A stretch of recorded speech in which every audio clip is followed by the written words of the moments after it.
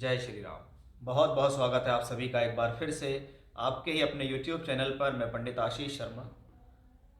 बुद्धि, ज्ञान, लॉजिक, शिक्षा, तर्क और व्यापार के कारक ग्रह बुध देव ब्रह्मांड में बृहस्पति की मीन राशि में जाने वाले हैं, जहां पर ये ग्रह नीच के हो जाते हैं। जहां एक तरफ बुध को बुद्धि से जोड़ा गया है तो बृहस्पति को ज्ञान से जोड़ा गया है।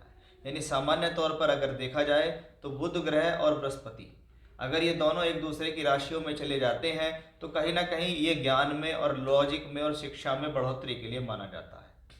अगर बृहस्पति बुध की राशियों में जाता है तो ना तो वहाँ पर वो नीच का होता ना उच्च का होता, लेकिन बुध ग्रह जब बृहस्पति की राशि में जाता है तो ये वहाँ जाकर नीच का हो जाता है। यानी कहीं ना कहीं ज्ञान का जो ग्रह है बृहस्पति, जिसको हम समझदारी का प्रतीक भी कहते हैं, विवेक का प्रतीक कहते हैं, धन का कारक कहते हैं, उसमें बुध जैसा ग्रह आकर जाकर नीच हो रहा है।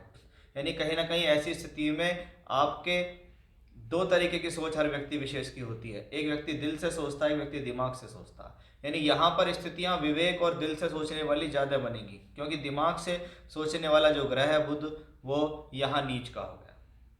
यानी ये प्लेनेट जाके कहता है कि इस दौरान चतुराई से बचें, निर्णय सोच समझ कर लें, जल्दबाजी ना करें। ऐसा बिल्कुल भी ना हो कि आज ही अपॉर्चुनिटी आ रही है, आज के बाद आएगी ही नहीं। क्योंकि ये जो ट्रांजिट है 7 मार्च से 25 मार्च के बीच में है, और गलती होने के लिए तो क्षण भर का समय ही काफ़ी होता है। ये तो काफ़ी लंबा पीरियड है। तो ये सभी राशियों पे अप्लाई होता है ये नियम, सिर्फ अकेली आपकी राशि के लिए नहीं, ये सभी पे अप्लाई होता है।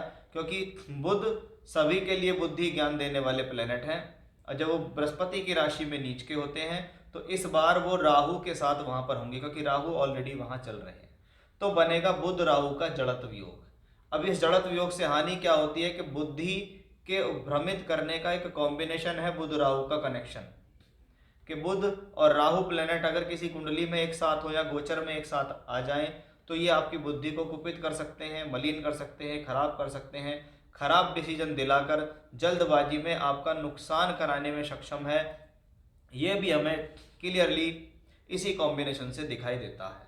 तो बुध राहु का जड़त्व योग इस प्रकार की स्थिति को दर्शाता है कि ऐसी स्थिति में पहले वो प्लेनेट आपके ऊपर हावी होगा, क्योंकि एक तो ऑलरेडी नीच का है, राहु उसके साथ है। फिर वो आपको गलत निर्णय दिलाएगा, फिर वो आपको प्रॉब्लम देगा। वो प्रॉब्लम किसी भी फील्ड में किसी भी तरीके से हो सकती है। आप एजुकेशन कर रहे हैं तो एजुकेशन में कन्फ्यूजन, नौकरी कर रहे हैं नौकरी में प्रॉब्लम, व्यापार कर रहे हैं डिसीजन में प्रॉब्लम। यानी जीवन के किसी भी क्षेत्र को लेकर ये कॉम्बिनेशंस इस प्रकार से प्रॉब्लम दे सकता है।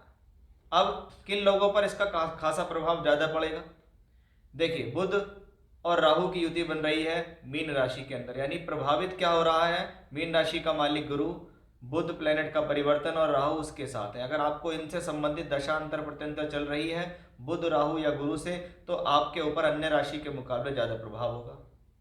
पूर्वा भाद्रपद, उत्तरा भाद्रपद और रेवती, ये 3 नक्षत्रों के अंदर बुध का यहाँ ट्रांजिट होगा। इसके अंदर हमें ये देखना है कि इन 3 नक्षत्रों में यदि आपका जन्म हुआ है या आपकी कुंडली के अंदर कोई भी प्लेनेट ऐसा है जो इन 3 नक्षत्रों में बैठा हुआ है, तो भी आपके ऊपर इसका प्रभाव ज़्यादा पड़ेगा, क्योंकि वो जहाँ का स्वामी होगा उसके हिसाब से वो फल देगा। अब हम आपकी राशि से इसको यहाँ देखेंगे कि बुध यहाँ नीच के होंगे, राहु केतु अक्ष पे होंगे, बुध राहु का जड़त्व योग बनेगा। ये योग, ये कॉम्बिनेशन आपको क्या दे सकता है? क्योंकि 2 ग्रह हैं और दोनों ज्ञानी हैं, लेकिन कहते हैं जब आपकी बुद्धि आपके ऊपर हावी हो जाए, आपकी बुद्धि कुबुद्धि में बदल जाए, तो आपका ज्ञान भी धरा का धरा रह जाता है। इसके लिए बहुत बार आपने देखा होगा वो सभी लोग जो जीवन में बहुत सारे ज्ञान, अच्छा काम करते हैं, ज्ञानी होते हैं, लेकिन वो भी कहीं ना कहीं अपनी मलिन बुद्धि के कारण या भ्रमित होने के कारण अपनी बुद्धि से अपना नुकसान करते हैं, जिसमें क्या उनका अपना अच्छा खासा कमाया हुआ यश और सम्मान क्षण भर में खत्म हो जाता है, या लंबे समय से चल रही मेहनत क्षण भर में आपकी ही गलती, आपके ही रॉन्ग डिसीजन के कारण गलत हो जाती है। अब बुध ग्रह का परिवर्तन हो रहा है तो बुध क्या है? लिक्विडिटी है। पैसे का जो फ्लो है वो बुध के पास है। व्यापार, वाणिज्य, अकाउंटेंसी, जो लोग सीए के प्रोफेशन में है, अकाउंटेंसी के प्रोफेशन में है, जिनका लेखा जोखा करने का काम है, राइटिंग के फील्ड में है, जो कुछ लिखते हैं, जो कुछ किसी को एडवाइस देते हैं, किसी को विचार देते हैं, लोगों को समझाते हैं, उनका संबंध, खिलाड़ी या स्पोर्ट्स पर्सन जो होते हैं उनका भी संबंध बुध ग्रह से होता है। यानी जब जिस ग्रह का परिवर्तन हो रहा है उसके कारकत्व का रिजल्ट तो आएगा ही। अब वो बुध ग्रह निकल कर पहुंच गए हैं बृहस्पति के उसमें। बृहस्पति क्या है? ज्ञान, शिक्षा, दीक्षा, धर्म, फाइनेंस, इन सब के कारक ग्रह हैं। तो अब ये देखिए बुध और बृहस्पति मिलकर आपको क्या देने वाले हैं, आपकी राशि को ये क्या देंगे। यही मेरा आज का विषय है, इसको बड़े ध्यान से आप समझिए, क्योंकि इंट्रोडक्शन में बताना बहुत ज़रूरी होता है कि एक्चुअल में ये प्लेनेट हो क्या रहा है। कि अगर हर बार बुध वहाँ आता है लेकिन हर बार बुध राहु का जड़त्व योग नहीं बनता, तो ये भी हमें यहाँ देखने वाली बात है। अब हम देखते हैं कि आपकी राशि पर इसका क्या विशेष प्रभाव पड़ेगा, क्या लाभ है, क्या सावधानी है, किन बातों का ध्यान रखना है जिससे आप इस कॉम्बिनेशंस के नकारात्मक प्रभाव से बच पाएं। वृषभ राशि के जातकों के बारे में बात कर लेते हैं कि वृषभ राशि, आपकी राशि के जो मालिक हैं वो शुक्र हैं, और शुक्र के लिए बुध ग्रह परम मित्र माना जाता है। बुध आपके लिए दूसरे घर का मालिक है। दूसरा घर कुटुंब का, परिवार का, धन का, वाणी का, बोलचाल का है, खान पान का है। तो पंचम भाव विद्या, बुद्धि, शिक्षा और संतान का है। ये इन दोनों का मालिक 11वें घर में बैठ गया। अब ये दोनों ही भाव धन से संबंधित है, क्योंकि दूसरा भाव धन का है, 11th हाउस, पंचम भाव का लक्ष्मी त्रिकोण का है, बैठ गया क्या? 11th हाउस में। यानी बुध दो अच्छे स्थान का मालिक होकर एक अच्छे स्थान में बैठ जाता है, जिसको हम कहते हैं धन योग है, कि बुध यहाँ धन योग बनाता है। शास्त्र कहता है कि 3, 6, 11 भाव के मालिक नीच के हो जाएं, या 3, 6, 11 भावों में कोई नीच का प्लैनेट बैठ जाए तो वो शुभ परिणाम देता है। बुध ग्रह यहाँ पर एकादश भाव में नीच के हुए हैं, इसलिए ये जो कॉम्बिनेशन है ये नीच होने के कारण भी आपको अच्छे फल देगा, क्योंकि वो एकादश में है।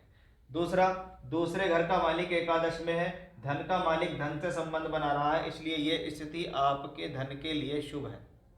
इसलिए ये स्थिति आपके जीवन में सोर्स ऑफ इनकम के लिए शुभ है। ऐसी स्थिति में आप उम्मीद कर सकते हैं कि मेरे को तरक्की मिलेगी, मुझे प्रमोशन मिलेगा। अब जो लोग नौकरी के लिए इंटरव्यू दे रहे हैं, क्योंकि दूसरा घर क्या है? इंटरव्यू का, बोलचाल का, इसका मालिक 11th हाउस में बैठा है कि हमने पैसा कमाने के लिए, नौकरी प्राप्त करने के लिए इंटरव्यू दिया, लेकिन बुध राहु के साथ है। तो ऐसी स्थिति में कोशिश करें जितना पूछा जाए उतना जवाब दें।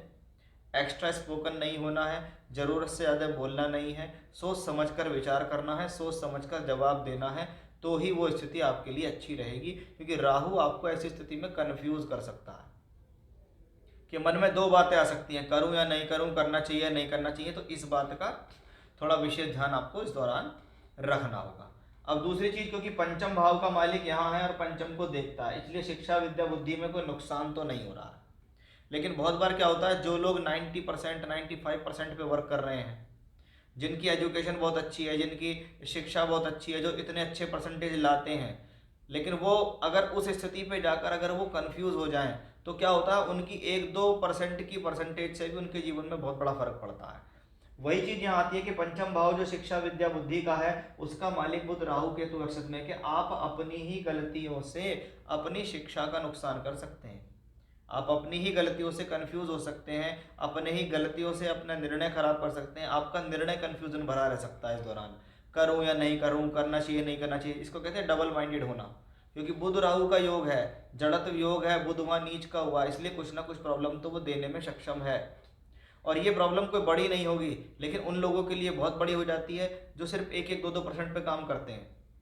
अब आपको चाहिए तो 95%, आप एग्ज़ाम देने बैठ गए, आप वहाँ कंफ्यूज हो गए, आपको लगता था कि मुझे तो सब कुछ आता था, लेकिन फिर भी मैं एन मौके पे जाकर गलती कर गया। तो ये एक समस्या का विषय यहाँ से होता है। यानी सबसे ज़्यादा चेतावनी देता है ऐसा प्लेनेट कि भाई बुद्धि का एकाग्र होना बहुत ज़रूरी है। ओवर कॉन्फिडेंस में नहीं आना कि मुझे तो सब आता है, मैं तो सब कुछ कर लूँगा। वही स्थिति सभी चीज़ के लिए है। आप एजुकेशन नहीं भी कर रहे हैं तो भी तो ये 5th हाउस ही है। 5th हाउस में क्या? आपके डिसीजंस है। आपके डिसीजन में कन्फ्यूज़न होना, आपसे डिसीजन नहीं लिए जा रहे हैं तो कोई बात नहीं, उसको होल्ड करो कुछ समय के लिए, किसी व्यक्ति विशेष से हेल्प लो, किसी से पूछो भी ये करूँ या नहीं करूँ, क्योंकि मेरे दिमाग में तो ये बात नहीं आ रही, मैं तो कन्फ्यूज़ हो रहा हूँ। क्योंकि इस प्लेनेट का काम ही यहाँ कन्फ्यूज़न है। जड़त्व योग का मतलब ही क्या है कि जब आपकी बुद्धि का मालिक ग्रह राहु केतु एक्सेस पे आता है तो राहु आपकी बुद्धि पे सवार होने की कोशिश करता है, और ये बुध राहु का कॉम्बिनेशन जब उस पर सवार होने की कोशिश करेगा तो आपसे गलत निर्णय दिला सकता है। अगर आपके मन में यही बात रही कि जब भी कोई प्रॉब्लम होनी शुरू हुआ है तो एकदम आपके मन में बात क्लिक करनी चाहिए कि भाई मुझे इस दौरान सावधान रहना है, मैं इस दौरान गलती नहीं करूँगा। यही बुध राहु का जड़त्व योग है और यही बुध नीच के होकर राहु के साथ होने की प्रॉब्लम है। आप इन सारी चीज़ों को समझ जाते हो तो आपको धन भी मिलेगा, लक्ष्मी भी मिलेगी, तरक्की भी होगी, प्रमोशन भी होंगे, इंटरव्यू भी क्लियर होंगे और एजुकेशन भी आपकी अच्छी होती चली जाएगी। तो इसको हम यहाँ कह सकते हैं कि ये वो कॉम्बिनेशन है जो बुध राहु का एक योग बनाता है। और इसकी क्या लाभ और क्या सावधानियां, ये लाभ आपको कैसे मिलेगा और ये नुकसान आपको कैसा हो सकता है, ये सब कुछ विस्तार से मैंने आपको इस वीडियो में समझाया है। जय श्री राम।